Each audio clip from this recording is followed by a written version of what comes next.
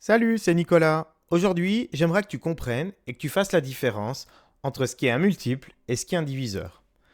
Allons-y tout de suite pour voir c'est quoi un multiple. Donc on dit qu'un nombre est un multiple d'un autre lorsqu'il contient ce nombre un certain nombre de fois. Alors cette définition barbare, qu'est-ce qu'elle veut dire? Tout simplement, elle veut dire que si par exemple tu veux trouver les multiples du nombre 12, eh bien il suffit d'aller voir dans la table du 12 ce qu'il y a. Par exemple, si je fais 12 fois 0, ça fait 0. Je vais pouvoir dire que 0 contient un nombre de fois 12, puisqu'il contient 0 fois 12.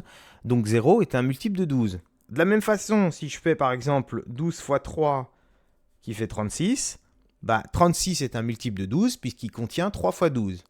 Et puis comme ça, des multiples, on peut en trouver plein, puisque 12 fois 10, c'est aussi un multiple de 12, puisqu'il contient 12 fois 10. Donc ça fait 120, et 120 est aussi un multiple de 12. Donc en fait, tu te rends compte que des multiples de 12, il y en a une infinité, puisqu'on peut continuer la table du 12 comme ça à l'infini.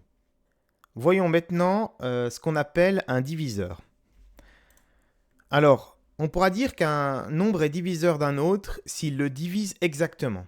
Alors quand on dit divise exactement, ça veut dire que si tu fais la division d'un nombre par le potentiel diviseur, il faut que tu obtiennes un nombre entier.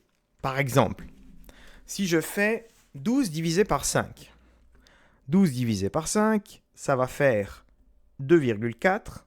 2,4, c'est ce qu'on appelle un nombre décimal. Donc 5 n'est pas un diviseur de 12. Par contre, si je fais 12 divisé par 3, dans ce cas-là, ça va faire 4, qui est un nombre entier. Donc 3 est bien un diviseur de 12. Ça veut dire aussi que 12 est un multiple de 3. Bah oui, parce que si 12 divisé par 3, ça fait 4, ça veut dire que je peux mettre 4 fois le nombre 3 dans 12. Donc 12 est un multiple de 3. Donc, si par exemple je cherche les diviseurs d'un petit nombre, comme 12, tout ce que j'ai à faire, c'est chercher les nombres qui ont 12 dans leur table de multiplication, c'est-à-dire les nombres pour lesquels 12 est un multiple. Je te montre. Imaginons j'ai envie de trouver tous les diviseurs de 12. Je vais me dire, comment je peux obtenir 12 en faisant une multiplication? Déjà, je peux faire 1 fois 12, ça fait 12. Donc 1 et 12 vont être des diviseurs de 12. Mais je peux aussi obtenir 12 en faisant 3 fois 4. Donc 3 et 4 sont des diviseurs de 12, pardon. Et je peux faire aussi 2 fois 6. Donc 2 et 6 sont aussi des diviseurs de 12. Donc finalement, tous les diviseurs de 12, ils sont là. Il y a 1, 12, 3, 4, 2 et 6. Alors comme tout à l'heure, je t'ai dit que les multiples, il y en avait à l'infini. Les diviseurs, il n'y en a pas à l'infini, puisque tu es limité par la taille du nombre, tout simplement. Alors maintenant, si je prends un nombre plus grand, par exemple 1960, et que je te demande s'il est divisible par 8, c'est-à-dire si 8 est un diviseur de 1960. Là, ça va être plus compliqué de faire ce genre de multiplication. Donc à la place, on va poser la division euclidienne. Je te rappelle que la division euclidienne, c'est la division où il y a un reste. Donc là, je vais prendre 1960, et puis je vais venir le diviser par 8. Donc je commence par la gauche. Donc combien de fois 8 dans 19? Donc là, je peux mettre 2 fois. 2 fois 8, ça fait 16. Donc j'enlève 16, il reste 3. On descend le 6. Combien de fois 8 dans 6? Donc 4 fois. 4 fois 8, 32. J'enlève 32. Il reste 4. Je descends le 0. Combien de fois 8 dans 40? 5 fois. 5 fois 8, ça fait 40. Il reste 0. Dans cette situation, comme le reste c'est 0, la division est exacte. Donc ça veut dire que 8 est un diviseur de 1960. Mais je peux dire également que 1960 est un multiple de 8. Je peux même dire que 245 est un diviseur de 1960 et que 1960 est un multiple de 245. Vraiment, ça marche dans les deux sens. Alors voyons maintenant quelques astuces qui permettent de savoir si un nombre est un diviseur d'un autre. C'est ce qu'on appelle des critères de divisibilité. Alors il en existe plusieurs, il y en a des plus ou moins faciles, on va commencer par les plus simples. Par exemple, tu sais qu'un nombre il est divisible par 2 s'il se termine par 0, 2, 4, 6, 8, c'est-à-dire que si c'est un nombre pair. Je te donne un exemple.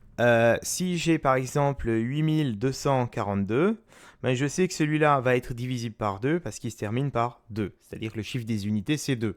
Par contre, 8243, lui, ne va pas être divisible par 2 puisqu'il se termine par 3, c'est un nombre impair, ça ne va pas fonctionner.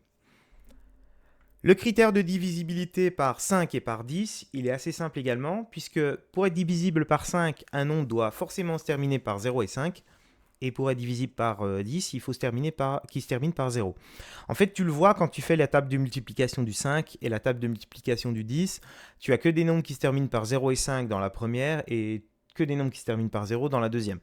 Donc par exemple, je sais que 8242, lui, il n'est pas divisible par 5, puisqu'il se termine par 2. Il n'est pas divisible par, par 10 non plus, puisqu'il ne se termine pas par 0.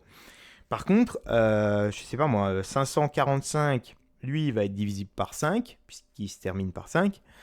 Il ne va pas se diviser par 10, parce qu'il ne se termine pas par 0. Par contre, 2310, lui, aucun problème, il se termine par 0, donc il sera divisible par 10, par 5, parce qu'il se termine par 0, et aussi par 2, puisqu'il se termine par 0. Voyons voir le critère suivant. Un nombre est divisible par 4 si le nombre formé par ces deux derniers chiffres est divisible par 4.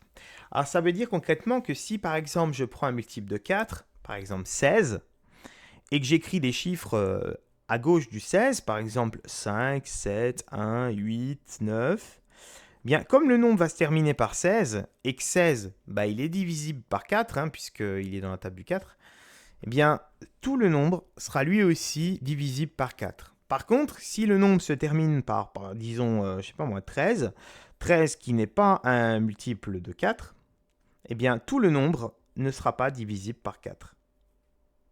Par exemple, ce nombre-là ne sera pas divisible par 4. La règle suivante fonctionne avec 3, mais aussi avec 9. Donc, pour voir si un nombre est divisible par 3, il faut que la somme de ces chiffres soit divisible par 3. Et c'est la même règle avec 9. Alors, qu'est-ce que ça veut dire, la somme de ces chiffres ? La somme, c'est le résultat de l'addition. Donc si par exemple j'essaie avec l'exemple que j'ai ici, ça voudrait dire qu'il faut que j'additionne tous les chiffres qui sont dans le nombre. Donc ici 5 plus 1, 6, plus 8, 14, plus 7, 21, plus 1, 22, plus 3, 25. Donc là la somme des chiffres c'est 25. Et il faudrait se poser la question, est-ce que 25 est divisible par 3 ? La réponse est non, puisque le plus proche c'est 3 fois 8 qui fait 24, donc 25 n'est pas divisible par 3. La conséquence, c'est que le nombre ici ne sera pas non plus divisible par 3. On peut essayer avec celui-là. 9 plus 8, ça va nous faire 17, plus 1, 18, plus 7, 25, plus 5, 30, plus 7, 37. 37 non plus, c'est pas divisible par 3, donc j'aurai pas un nombre divisible par 3. Si je veux un nombre divisible par 9, il suffit d'avoir un nombre dans lequel, par exemple, la somme des chiffres va faire 18. Donc si j'essaye un petit peu d'en construire un, donc là j'ai déjà 2, ensuite je rajoute 6, ça fait 8, je mets 5 et 5, comme ça je suis sûr que ça fait 18. Donc là j'additionne tout, 5 et 5, 10, plus 6, ça fait 16, plus 2, 18.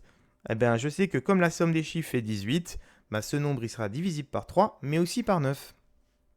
J'espère qu'après tout ce que je t'ai expliqué, tu sais maintenant reconnaître un multiple indiviseur, que tu sais dire quand est-ce qu'un nombre est divisible par des chiffres connus, par exemple 2, 5 ou 10, et que tu vas cartonner dans tes exercices. Et je te dis ciao!